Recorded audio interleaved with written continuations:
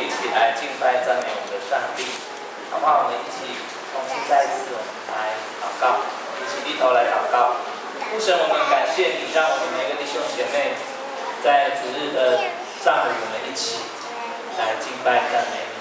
主，真的是谢谢你，愿一切的荣耀来归于主，让我们在日常生活中虽然有遭遇每一种不同的境遇，但是你让我们有喜乐的泉源，你让我们有喜乐满足的泉源，在你的里面。主，我们谢谢你，求你的圣灵与我们同在，来帮助我们每一个弟兄姐妹，透过今天我们的分享，成为馨香之祭来献给主。这样祷告，奉耶稣的名求，阿门。好，弟兄姐妹，我想我再可以上来一下，好，来，这样可以吗？可以，弟兄姐妹看得到，好，不是看到我，应该是要看到这个。好，我们今天牧师要跟大家分享的一个讯息是找什么？找一条路。我相信我们都有找路的经验，对不对？找路的经验，还有怎么找？现在比较发达，我们有什么？开始有什么？ GPS OK 好，那最古老的找路的方法是什么？问路啊。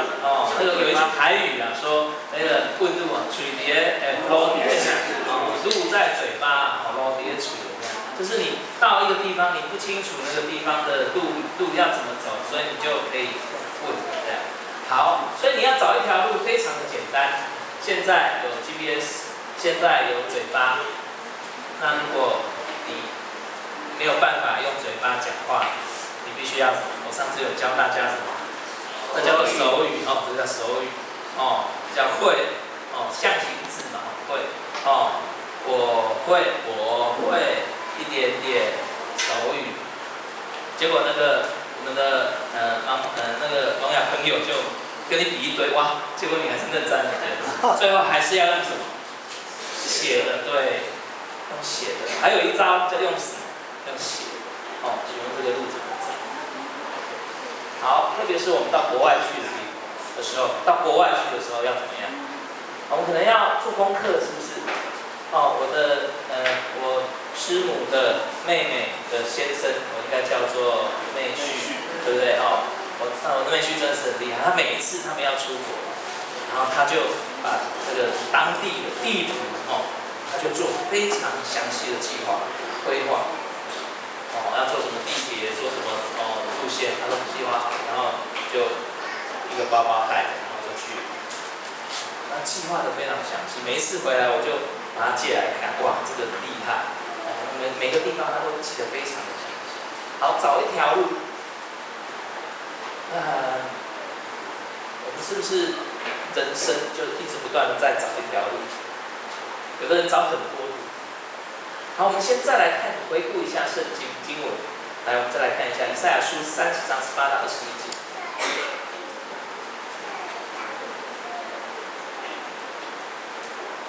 好，抱歉我们先来看一下来，好，18到20，我们一起来念一次。这个经文很特别，今天我们要分享的这个经文，好像看起来要我们去找那个路，可是那个路又很特别。我们再来看一下，来，对，一起来念一遍，来。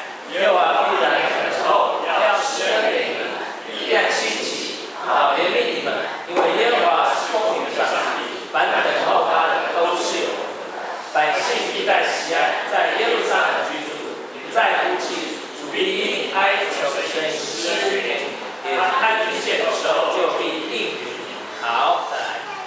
主虽然你艰难可以让你困苦给你的汗水，你的教师却不再隐藏，你也必看见你的教师。这一句是经典名句嘛，对不对？我们常常都会去找不到路的时候，就这句话就出来了。来，你或向右，你必听见后面有声音说：“这是正路，要行在其间。”这是正路，要行在其间。来，我们再来看约翰福音14章4到6节。来，预备，来。 我往哪里去，你们知道；那条路你们也知道。多马对他说：“主啊，我不知道你往哪里去，怎么知道那条路？”好，等一下，这个多马，他到耶稣，他是耶稣的学生他到耶稣快要怎么样，快要被钉十字架的时候，他竟然还怎么样？问号一堆。他说我怎么知道那条路？哦，老师，我怎么你要去的那我怎么知道？哦，来，耶稣说怎么样？耶稣说我就是什么？道路、真理、生命。然后不用借我，没有人能到父那里。这句我们可以背起来，对不对？比如说我就是什么？道路、真理、生命。非常清楚，而且没有什么若不借着我，没有人能到父那里去。好，这个是最基本的。我们要找路的时候，可能这些经文可能没有办法浮现，但是你在找人生的道路，或许这些经文就慢慢的浮现。我刚才说的，我们去玩、去旅游、去到一个地方，可能我们怎么样，都要先做好功课来准备那个我们要去的那个路程。但是我知道世界上的地图道路我们可以去找得到，没有问题。但是我们人生的道路，亲爱的弟兄姐妹，我们人生的道路、生命的旅程，不知道我们可以有谁来帮助。有时候我们常常在人生的过程当中，常常会有人说有一句俗话，歹路怎么样？不可行，对不对？歹路不可行。我相信我们弟兄姐妹不会走歹路，问题是我们怎么样去分辨那个什么是好的路，什么是坏的，正确与否？那我们又怎么样找到那一条正确的道路？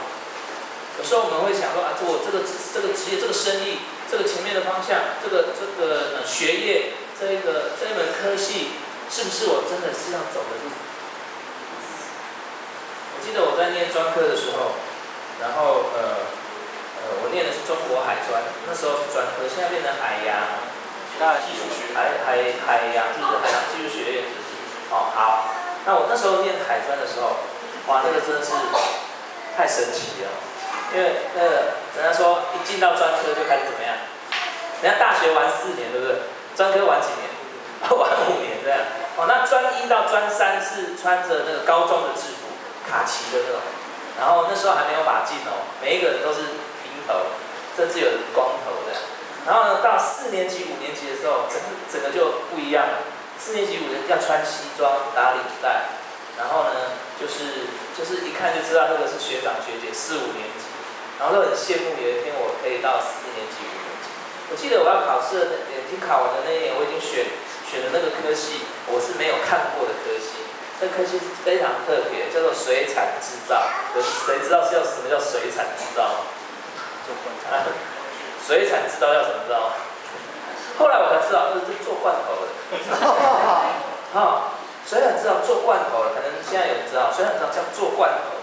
然后呢，可是呢，我们那时候那个每一个学校都要来招生嘛，都要在那个联考的，我们以前叫撕榜单，就把它撕下来，然后就进去，就入学了这样。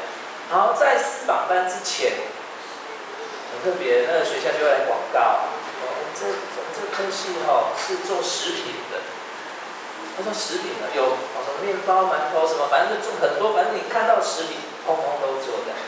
我就想说，我对这个猪价什么的都还蛮有兴趣的。我想这个食品应该也不错，以后的出路还有以后的出路，味全，统一，哇，在那时候我还不知道嘛，对不对？味全，统一，我就不错，可以去味全公司，可以去统一公司。那不错，我就分数也还好，还可以，4个榜单就去水产制造科。一进去呢，1年级到3年级其实就是这样。我们主要是在学化学。什么化学呢？化学其实有很多种，工业的跟食品的。我就学食品化学，什么微生物学啦，什么食品化学啦，分析化学啦，反正一堆化学就是搞得我不飒飒，因为我化学根本就不行这样，所以就这样过了3年过，还好感谢主，在第3年的时候，有一天有一个学长跑来找我，他说：“杨纯，我听你这个名字就蛮特别的，你是不是基督徒啊？”我说：“是啊，学长。”来，跟我来。于是我就从3年级的时候，因为1年级、2年级，其实3年级到下学期我过我的那个生活，其实还懵懵懂懂，还懵懵渺渺，我还不知道说哦，全食品，我只知道说以后我有可能去味全公司，我有可能去统一公司这样哦，去食品的公司，去食品公司发展这样。我还记得那时候我们有一个学长毕业，他刚开始那个麦当劳进来的时候，刚开始他就进去里面的经理，那个高级主管的。哦，那时候那个传回来学校，哇，大家好羡慕，哇，他到麦当劳里面去，哇，很棒。我就想啊，那以后我大概就是这一票人都通了，在那个单位服侍这样，服务这样。好，就这样到3年级专3的时候，那有一天那个学长就来找我。我说对啊，来，我们这边有个团契，你要不要参加？要不要看看？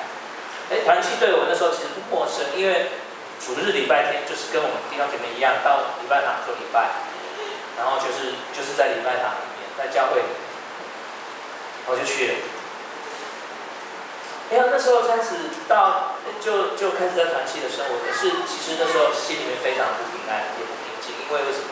我学到最后，我看到的是那个高年级的同学、高年级的学长学姐，因为我们学校有一间工厂实习的工厂，每一年听说我们所做的鳗鱼罐头非常有名，中国还是真科学家，那时候鳗鱼罐头非常有名，可是我们必须要花2个礼拜的时间，整天都在那个罐头工厂里面怎么样实习。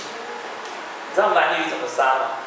鳗鱼很滑的，它一开始很滑，你要戴手套，然后要怎么样？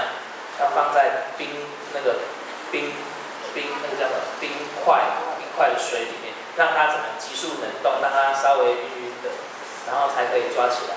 然后呢，我们那个生产线还很特别，就是有专门杀鳗鱼的，然后就被安排到那个地方杀鳗鱼。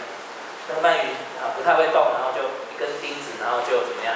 就从头这样钉下去，拿一根那个刀钉下去，然后就刷，哇，这很厉害！我看那个学长那样刷，然后那个鳗鱼的骨头跟那个就分开来了。好，故事不再多讲，因为这个事情很长，所以我就在那边，我就说这是我的人生嘛，拿着一根刀子，然后在那边每天刷了2个礼拜的鳗鱼。那到后面的制程是我必须要到调味组去，那个辣椒好辣，我不知道，我就切，也没戴手套切，就到最后感觉那个手是这样，就是很辣的那种感觉，原来里面还要放一些调味料，然后就放进去那个杀菌服里面，然后就杀菌，然后就制成。制成其实我们看到市面上的罐头，其实都至少保存1个礼拜以后，它才推出来卖，至少1个礼拜以后才推出来卖，因为要让它在里面入味，喂大家吃进去。好，我就拿着刀子，我就做了调味料，我就心里面在想，我已经4年级的高年级生的，我的味全在哪里？我的统一在哪里？我好像看不到前面的方向，我也觉得非常的渺茫。说，难道我这一辈子就要在这边结束我的那个一生就是这样吗？我是不是以后要进去那个罐头工厂？其实也不错啦，其实也不错。如果你真的做得好，慢慢的做，好好的经营，你也不错。因为现在很多罐头工厂很多都是我们学校从那时候开始打磨出来的事业。但是我就在想，这是我要的吗？就跟我们每个弟兄姐妹想，你可能到现在40岁、50岁、60岁，你可能会说30岁、20岁、10岁，你可能会说，这是我要的吗？这是我要工作的地方吗？这是上帝要让我工作的地方，甚至把上帝搬出来。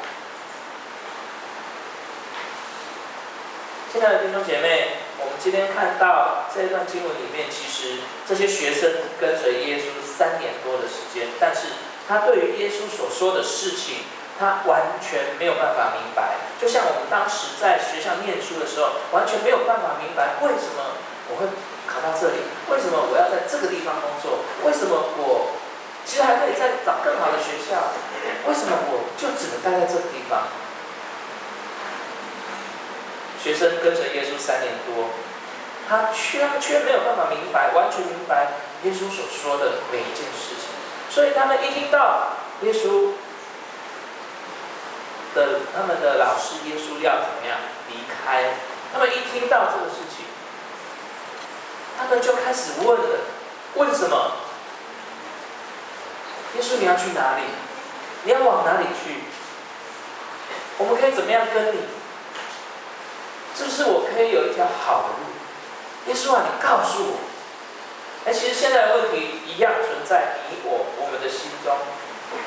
我们有时候可以问一个清楚，我们要怎么样去面对我们人生前面的抉择、前面的方向、前面的道路，我们决定往哪里去。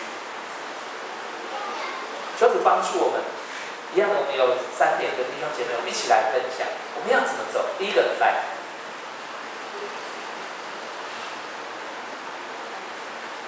太厉害，他知道投影27点，哇，28。好，来，第一个，我们一起来念，预备，来，往何处去？往何处去？好，再大声一点，来，往何处去？往何处去？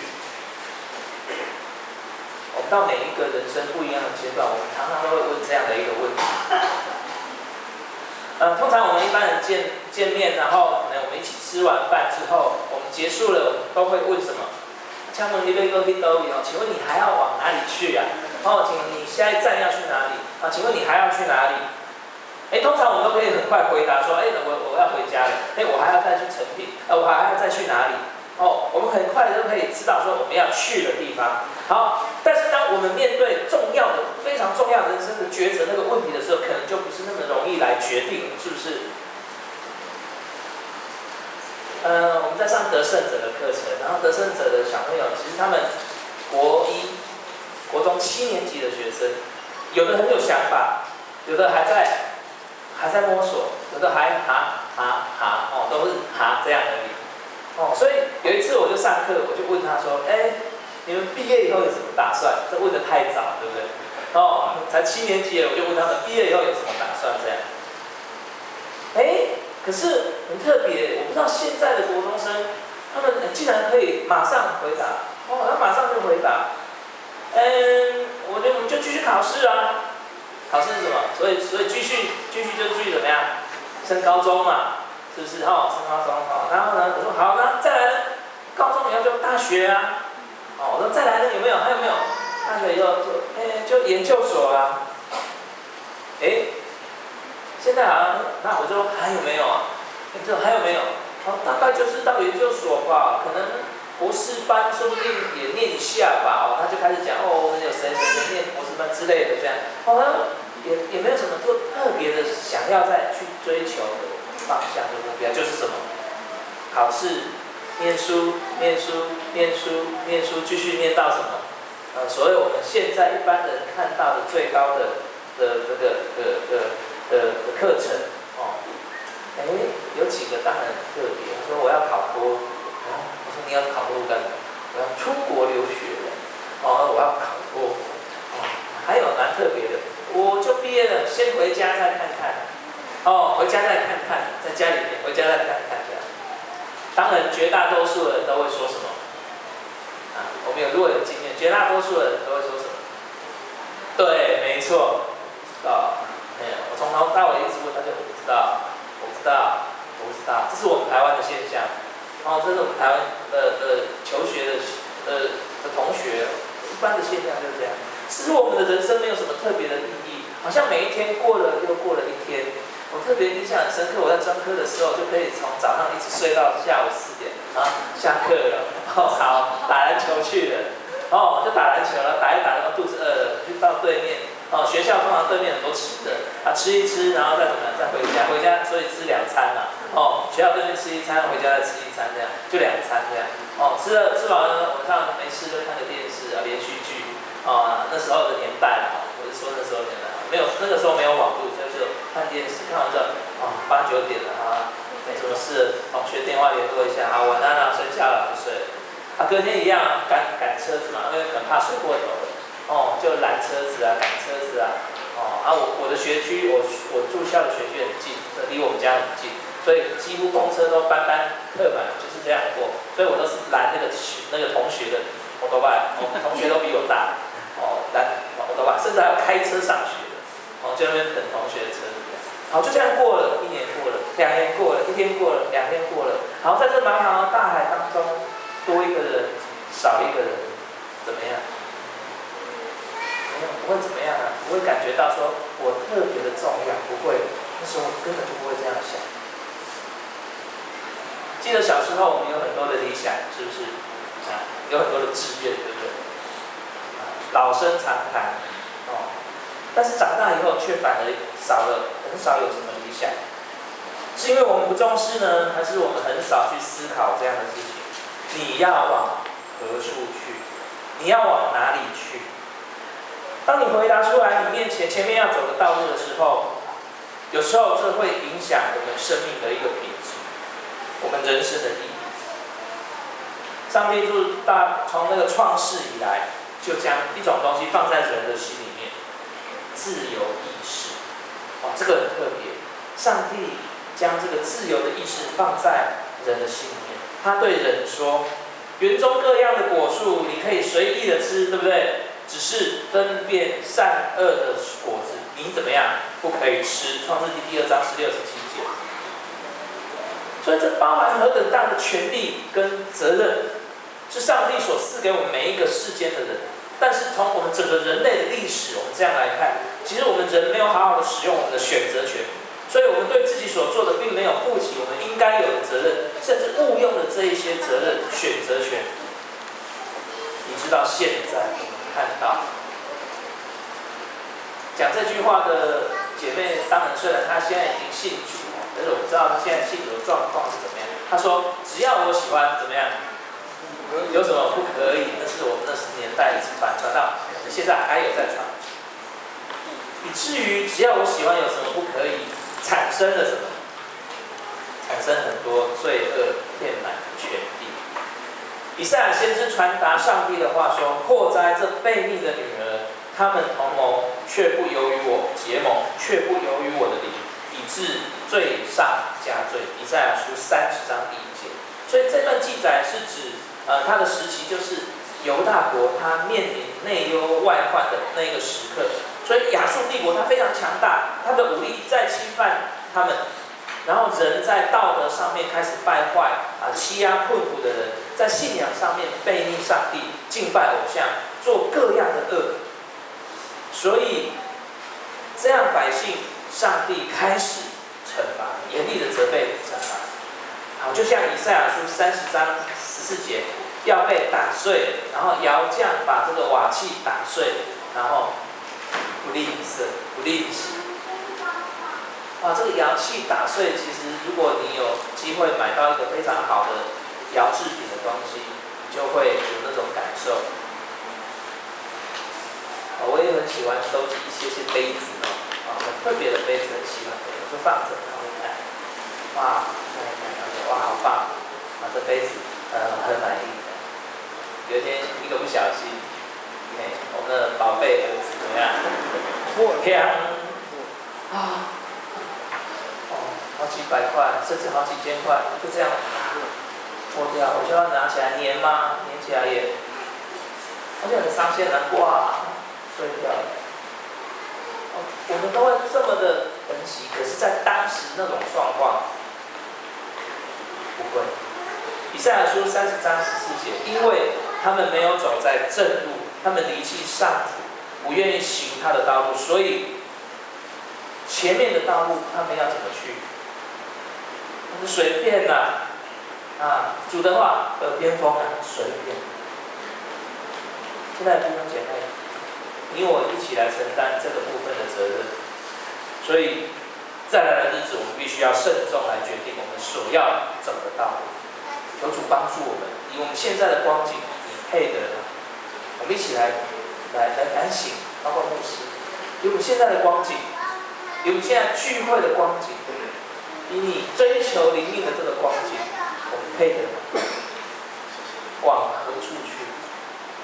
我们看到教会或许慢慢的在发展，或许你好像还觉得说我们少了些什么造就吗？好像也有，人跟人的关系，弟兄姐妹的关系好像也有，可是就好像少了那么一点点。我们从20个人的聚会到现在，将近快60、70这个，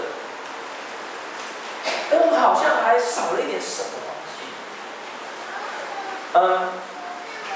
敬拜团，哎，不错，哦，我们慢慢的有起色，我们也带领着弟兄姐妹敬拜上帝。可是我们好像还是少了一点什么。弟兄姐妹来聚会，可能有时候1个月牧师碰到你2次，其他的3次不知道跑哪里去，其他2次不知道跑哪里去。可能有时候1次，其他的3次不知道跑哪里去，哦，以此类推。所以，往何处去？哎，可能有人说，不是，我们可能快坐满了，快坐不够，我们准备要建堂了。可是我们有没有想到，我们要往哪里建堂？往何处去？虽然我们有占地差不多500平左右的这么大的，感觉上像这么大的地，可是我们要往哪里去？真的是要再回来我们的信仰。来，我们来看第2点。来，我们一起来念预备，来。哎，这不错啊，帮我写个弯位，有一条路 ，OK， 有一条路，哦，这个路都会上哦，有一条路。好，当刚才我说的犹大国受到亚述帝国的欺拒的时候，他们不听从先知的警告，所以他们做了一件事情，私底下联合谁？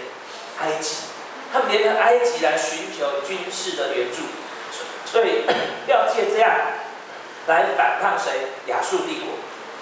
所以没有想到埃及也怎么样，抵挡不住亚述帝国的攻击，所以引来更多亚述帝国的这个更强烈的报复。所以经过这个战乱后的国家，是一帆风顺吗？不是，是非常的悲惨。所谓我们说家破妻离，还有没有流离失散？弥漫着那种失望的心情，所以这些伤痕累累的百姓，就如同他们在山间走失的那个迷路的羊一样，所以被荆棘一直不断的刮伤，走投无路的。所以在他们以为一切都没有希望的时候，我不知道我们有没有这样的光景，感觉前面的道路都没有希望了，我不知道该怎么走。我要考这一间学校呢，我要上这一间大学呢，我还是我要怎么样，我也不知道。哎呀，怎么办？那个日子又越来越近了，好像没有什么希望，我好像又考不上，我什么都没有了。就在这个时候，他们通过先知所带来上帝的话语，让他们再一次体会到上帝的恩典、上帝的慈爱如此之大。以赛亚书30章18节，耶和华必然等候，他要施恩给你们，必然兴起，好怜悯你们。很特别的，突然间从严厉的指责那种声调，转成饶恕、温和的声调。虽然他们为了自己的罪承受许多的苦难，虽然这些以色列百姓在流泪、在伤心，但是上帝对他们说什么呢？我们再来看一下经文，以赛亚书30章20、21节来，20、21节。在那样的光景，这个背景，我想刚才牧师有介绍了，在那样的背景之下，找不到出路的时候，我们一起来再念一次，预备，来。虽然你艰难给你帮你，你困苦给你挡水，你的教室却不在你旁，你也离开这个教室，或向左或向右，你必听见后面有声音说：“这是正的路，要行在其间。”太棒了，亲爱的弟兄姐妹！当我们走到人生的尽头，或是走投无路的时候，你向什么？你向左，或向什么？或向右，仿佛感觉是你自己的意思，说这条路北吧哟不错，可以这样走；还是这条路也不错，可以这样走。但是我们就在这个抉择的过程当中，不管你踏出了哪一个步，这边说有声音说什么？这是什么？正路，不是弯，这不是正路弯哦，这是正路，怎么样？你要行在其间。亲爱的弟兄姐妹，这2节经文很贴切的描写当时的百姓他们的遭遇，同时也唤起他们回想他们祖先在埃及守逾越节的情景。怎么样的情景？你们吃的祭物不可吃有酵的饼，发酵过的饼不可吃。哦，那就是困苦的饼。好，那这个没有发酵的饼就是困苦的饼。好，要叫你一生一世怎么样？纪念你从什么埃及地出来的日子。生命记第16章第3节。我们在我们的生命历练的过程当中，有很多特别的记号，可能有身体的，比如说我某一次车祸刀疤或者那个手术的跟人家打架生命特别的历程。因为我是乖乖牌的学生，结果有一天突然就真的是受不了那个欺压，所以就跟人家打架那生命历程的那个历练的过程。好，我们都有，不管是身体，不管是心理、身心灵，我们都有。上帝要以色列百姓一生一世纪念从埃及地出来的日子，使他们在了解在这样的苦难当中，上帝不是为了惩罚而惩罚他们，反倒是要借着苦难来教导百姓，让他们明白他们应当走的道路。也因此，耶稣曾设一个比喻，那个比喻你我都知道，描写一个父亲跟2个儿子的故事。所以我们每一个人就曾经也都曾像耶稣比喻里面的那一个浪子，随着自己的意思做，执意要走自己的路。我要分家，我要自己，我知道我那个路在那边很清楚，就是那里，我就往那边走。但是怎么样，就碰壁了。碰壁之后呢，他回来就不配做他儿子。但是上帝就如同那个慈爱的父亲，每天很耐心的在门口等到那个浪子回头，再一次接纳他住进来家中。路加福音15章11到32节的故事。所以也因此有一句话，坊间就出来了，哪一句话呢？天无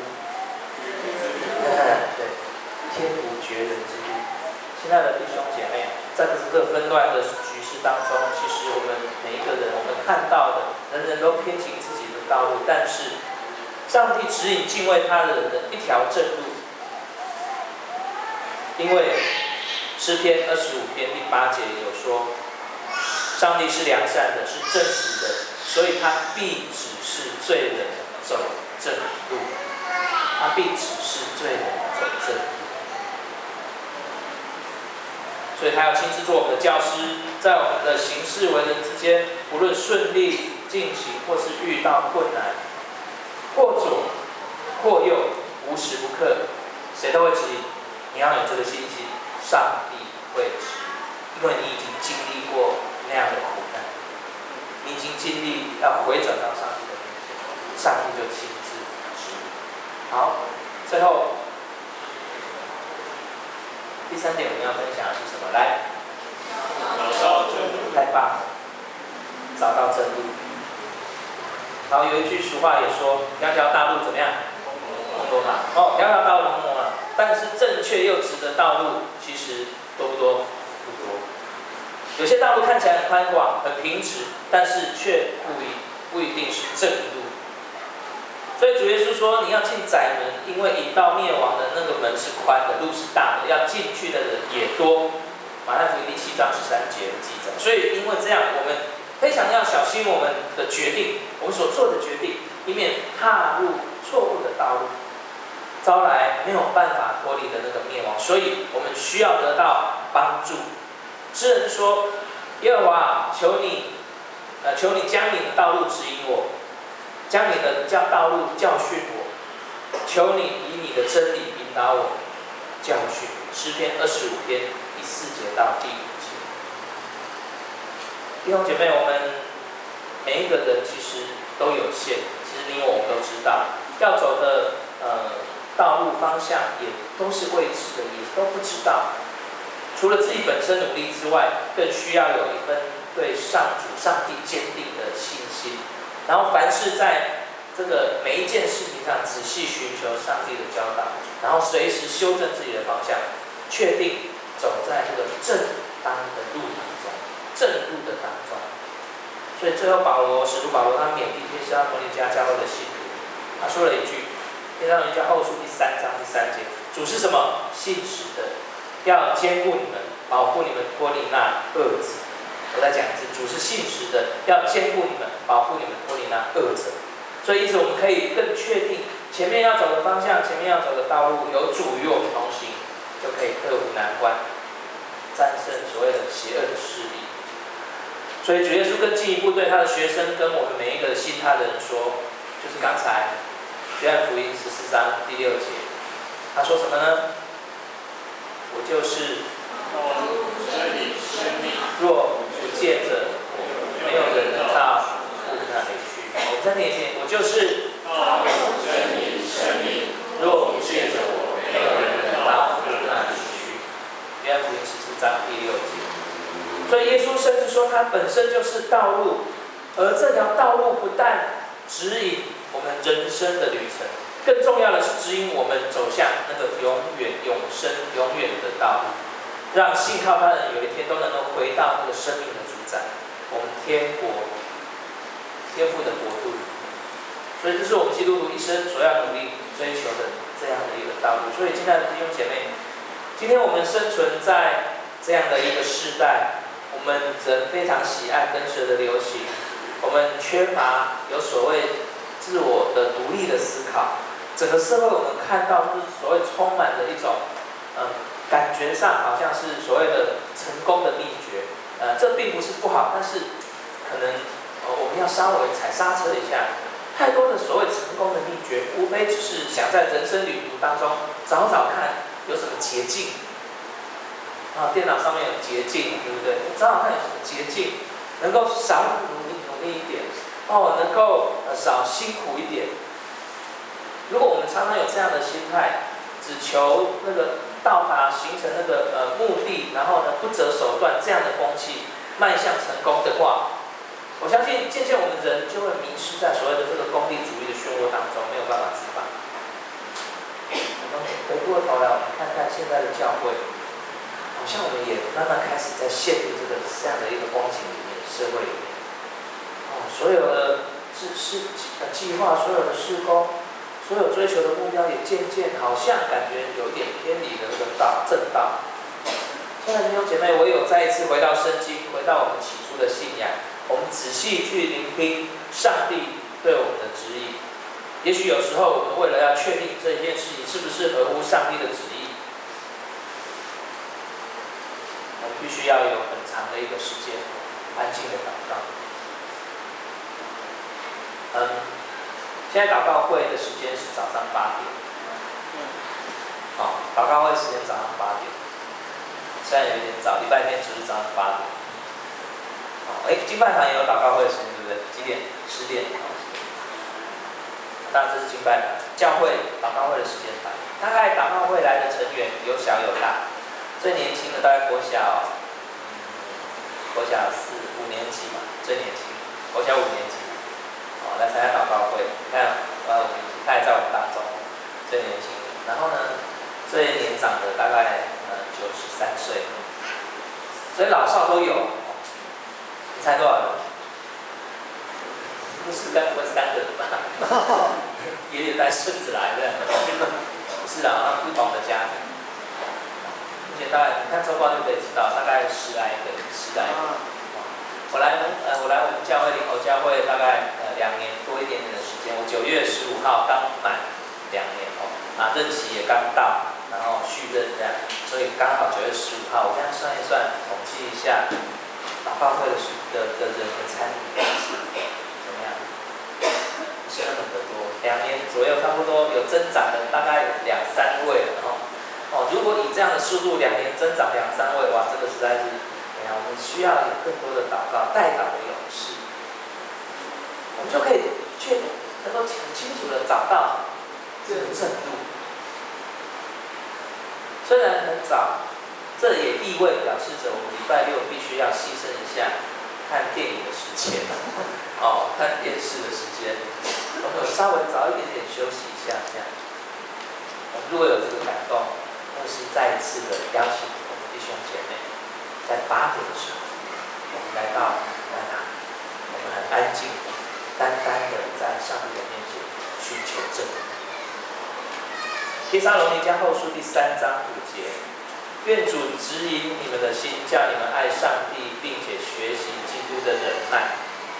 抄起来，帖撒罗尼迦后书3章5节，愿主引导你们的心，叫你们爱上帝，并学习基督的心学习基督的忍耐。我再念最后一次，愿主指引导你们的心，叫你们爱上帝，并学基督的忍耐。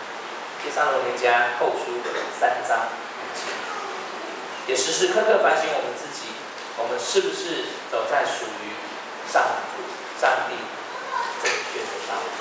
愿主赐福，我们一起来祷告。爱我们的父神，我们谢谢你，主，感谢你的带领，让我们每一个弟兄姐妹来到你的当中，我们彼此敬拜赞美你。主啊，真的是感谢你，因为你爱我们，你让我们每一个弟兄姐妹有丰富的爱在你里面。求主来帮助我们，也让我们可以体会经历到我们一生的道路有上帝的扶持跟带领，让我们虽然有时会走错、走偏、走远离，但是我们就能够继续的让上帝吸引、带领回到正路。谢谢主，谢谢主的带领。在这当中，牧师也要邀请我们每一个弟兄姐妹来想想看，是不是你很满意你现在在走的这个方向、这个道路？是不是你真实的有经历到上帝的同在？愿主赐福，也愿主帮助我们。我们一起来唱这一首诗歌。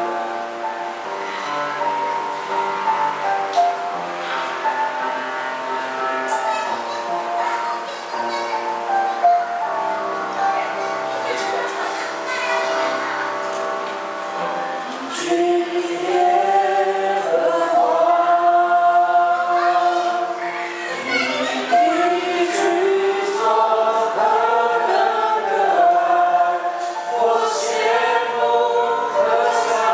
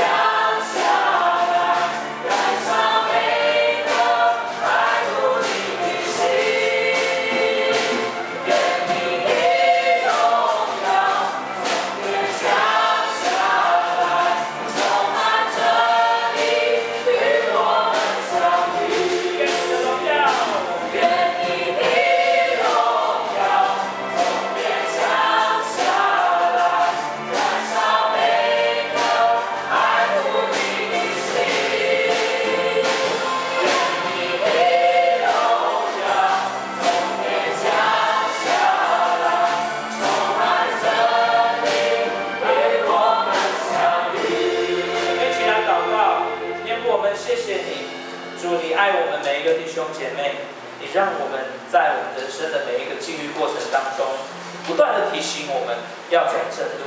但是主，我们真的是对你非常的抱歉，我没有这样来做，我没有这样来行，我们反而将你的荣耀就因为这样来丧失，丧失主的荣耀。主啊，求你原谅我们。主啊，我们再次来到你的面前，我们不敢隐瞒什么，因为我们知道主你一切都知道，你必保守继续的带领我们。感谢主的带领，你差派耶稣基督来到这世上，你让我们看到主你亲自就牵着我们的手，带领我们走向那前面的道路。我们每一个人生前面的道路，每一次到十字路口的时候，我们总是会停下来犹豫。主啊，谢谢你，我们也很期盼能够真实的带我们进入有你同在的地方，有你同在的道路。因为我们知道，我们真的是有时不太满足我们的现况。我们如果一直只停留在这样的光景里面，我们真的是没有办法来满足。但是这个满足，我们也很期盼。主啊，让我们来进步。主啊，带我进入有你同在的道路。你赐福每一个在座的弟兄姐妹，可能现在我们当中的弟兄姐妹正面临到在寻找下一个工作十字路口的当中，正面临到婚姻十字路口的当中，正面临到情感十字路口的当中，正面临到身体状况的十字路口的当中。主啊，不管是怎么样，事业也好，各方面，主啊，我们恳求你来带领我们，带我进入你的同在的道路。主，我们恳求你，我们恳求你，我们用一段时间，我们献上我们的祷告，求主来带领我们一起来开口同声来祷告，我们一起开口同声，求主帮助。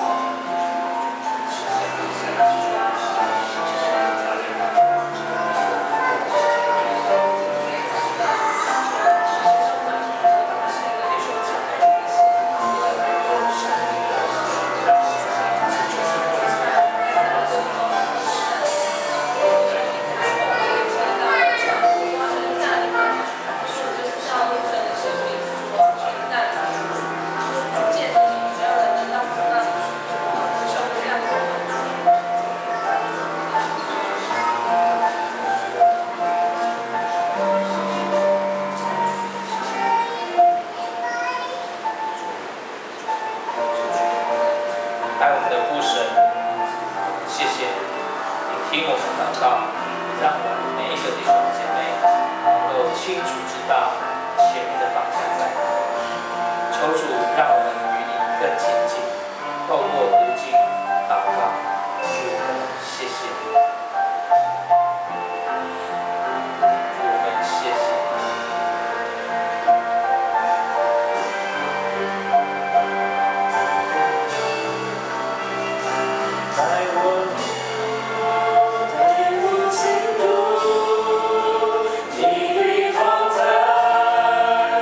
我不满足，只停留现在。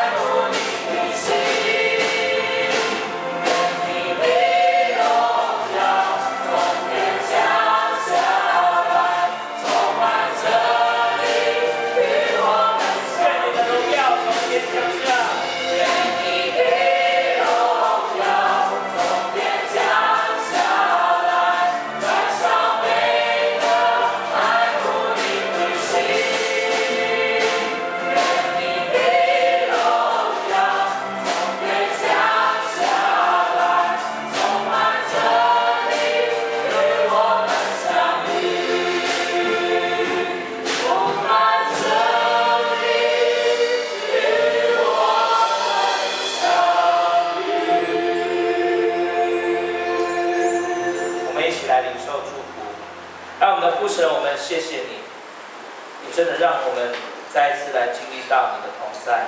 主，我们感谢你。虽然我们前面的道路踏出去的那一步仍然有许多的困难，仍然有许多的难处，但是我们确信，我们一生要跟随主，走主的正路，或向左，或向右。主说，这是正路，你必须行在其中。